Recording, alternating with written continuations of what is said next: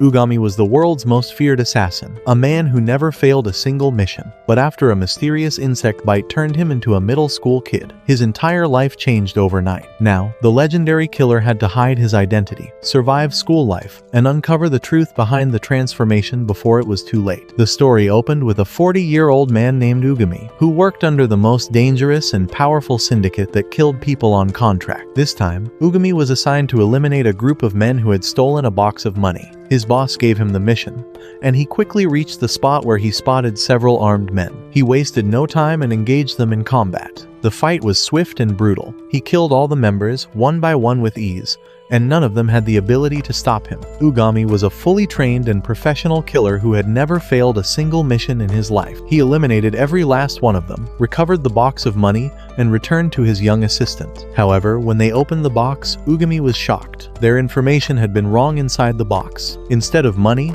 there was a wasp's nest. After seeing this, they both left the place and checked into a hotel, where they began discussing what it meant. They assumed it was a sample belonging to a pharmaceutical company that was experimenting on wasps. Despite this theory, they were troubled because they did not know the full truth. Ugami then headed home. His house was completely empty and silent. Ugami had divorced his wife, and she had taken their daughter with her. He now lived alone, but his daughter was always on his mind. She had left his life for one reason: Ugami had never given his family enough time. Whenever his boss assigned him a mission, he never refused the order. This had broken his family apart. As he sat there thinking about his daughter, a wasp flew into his room and stung him on the neck. He felt intense pain throughout his body. The scene then shifted to the lab of his ex-wife, Eri, who was a professional scientist and also worked under the same syndicate as Ugami. When Ugami woke up, he had transformed into a middle school kid. It shocked everyone around him, as nothing like this had ever happened before. He told Eri the truth that a wasp had bitten him. The most important detail was that although his body had changed into that of a child, his fighting skills and memories remained completely intact. Eri handed him a mirror,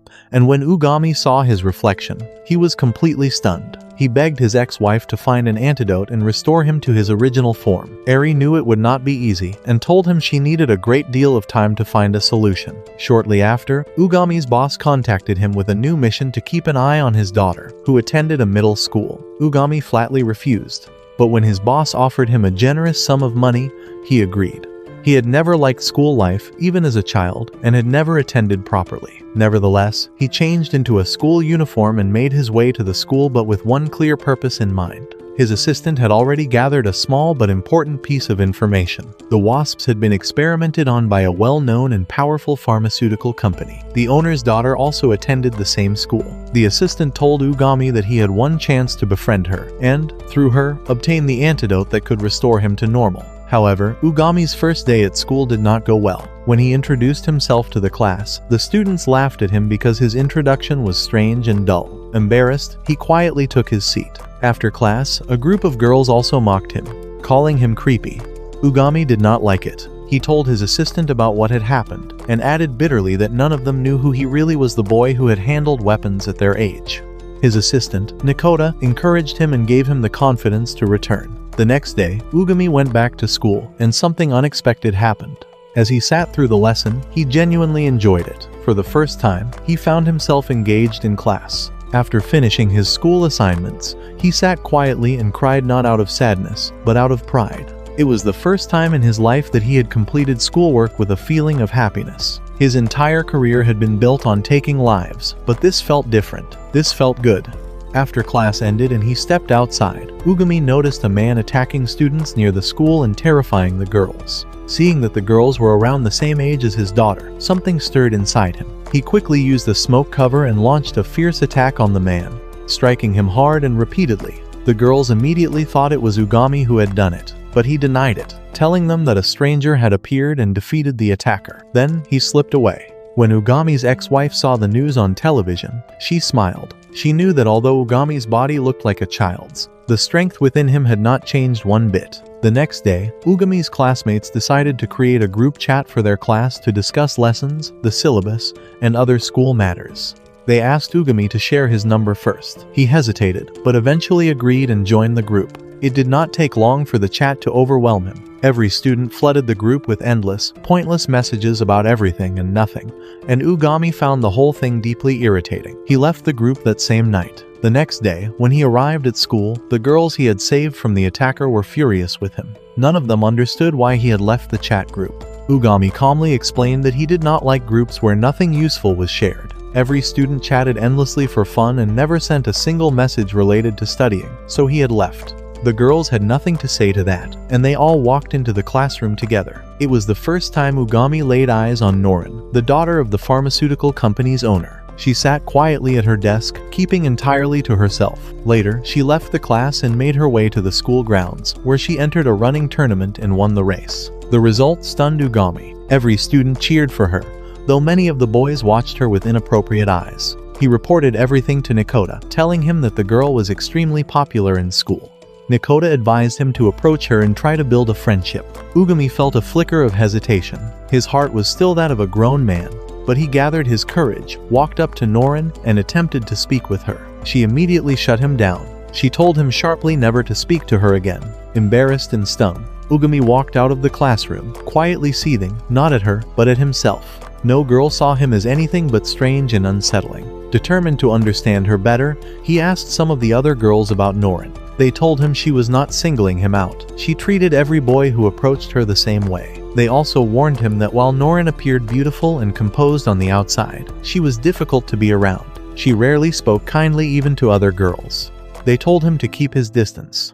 That was when Ugami understood why she always sat alone in silence. When school ended, Ugami made his way home. Along the route, he spotted a ramen shop and stepped inside. He was starving. The moment he walked through the door, he froze. Standing behind the counter, serving food to customers, was Norin. He had never imagined in his life that the daughter of a millionaire would be working in a ramen shop. He quietly took a seat and said nothing. When Norin came to take his order, she showed no recognition. He ordered a bowl of soup and sat there, his mind turning over what he was seeing. Then the food arrived. The moment he took the first bite, something shifted in him. The ramen was extraordinary. The taste was unlike anything he had eaten before in his entire life, and he found himself completely absorbed in it. After the shop closed and the last customer had left, Norin came to him with narrowed eyes. She told him not to leave until she said so.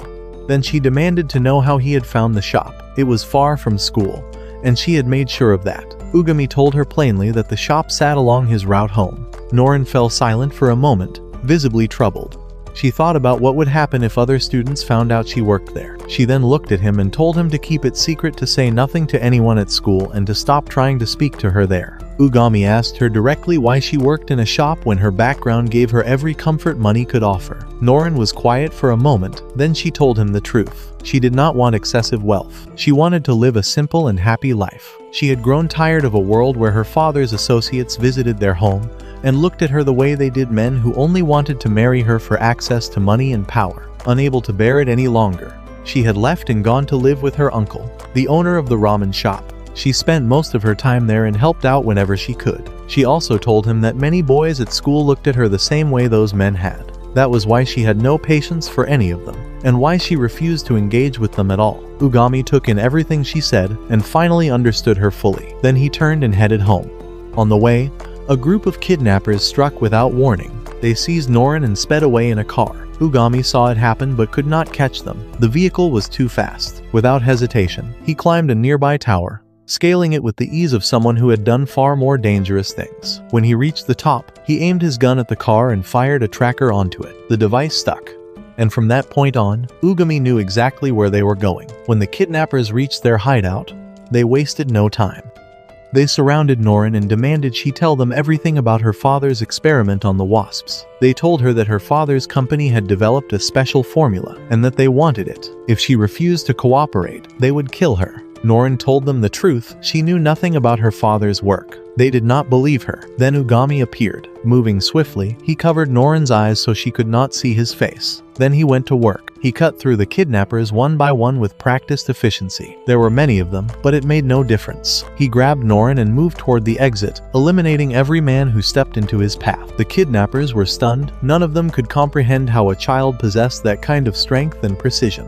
They had no idea who they were dealing with. In the end, Ugami got Norin out safely. Every kidnapper was down. He said nothing to her about who had saved her, gave her no name, no explanation, and disappeared. The next day, Ugami sat in class looking visibly troubled. Math had become a serious problem for him. No matter how much his teacher explained, he could not grasp it. When he got home, he turned to Nekoda and asked if he could give him a math lesson to help him improve. Nekoda shook his head and admitted that math had never been his subject. He had no interest in it from childhood and could not help.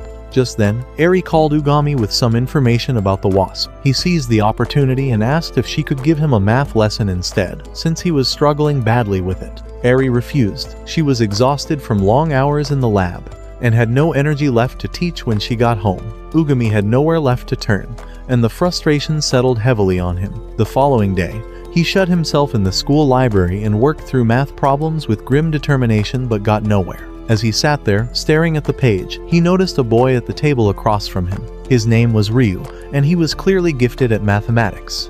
Ryu looked over at Ugami's work, then offered to walk him through the problems and show him how to solve them properly. Ugami accepted without hesitation. He began spending time with Ryu regularly, and Ryu taught him everything patiently and thoroughly. With consistent effort, Ugami eventually scored full marks on a math assignment. He was overjoyed and immediately told Ryu, even going so far as to call him his master. Ryu was not particularly pleased with the title, but he said nothing about it. To celebrate, they went to a nearby restaurant together. While they ate, Ryu opened up about his past. He told Ugami that his only wish in life was to become a doctor. His mother had died of an illness when he was young, and after losing her, his father had abandoned both him and his sister. The two siblings had gone to live with their grandmother, who raised them with care, but she too eventually passed away from illness. After losing her, Ryu made a firm decision he would become a doctor and dedicate his life to caring for the sick. Hearing all of this, Ugami's respect for him deepened. Ryu was genuinely kind, and that was something Ugami did not come across often.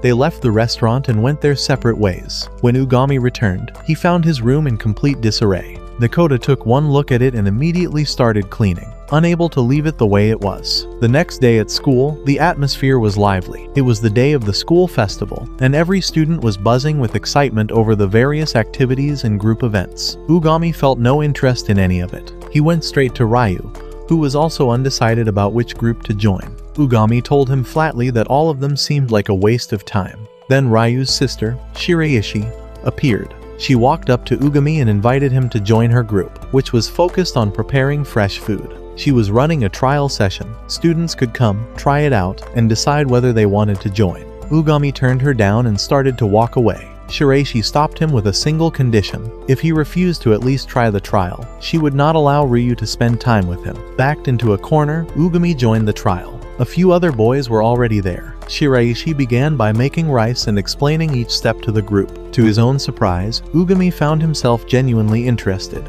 The work felt satisfying in a way he had not expected. After school, he hurried home and answered a call from Eri. She wanted to tell him that she had received the soap he had bought for her, the one from Norin's shop, and that she loved it. After the call with Eri wrapped up, he spoke briefly with his daughter. She was startled by his voice, which sounded completely different from what she remembered. He could not bring himself to tell her the truth, and said nothing about it. The following day, Ugami officially joined Shiraishi's food-making group. She was visibly delighted he had been the first to sign up. When he arrived, he found Norin already there. She was surprised to see him. She had expected him to join something more physical, not a cooking group. Still, she looked at him coolly and told him two things: not to speak to her during the work, and not to breathe a word to anyone about her shop.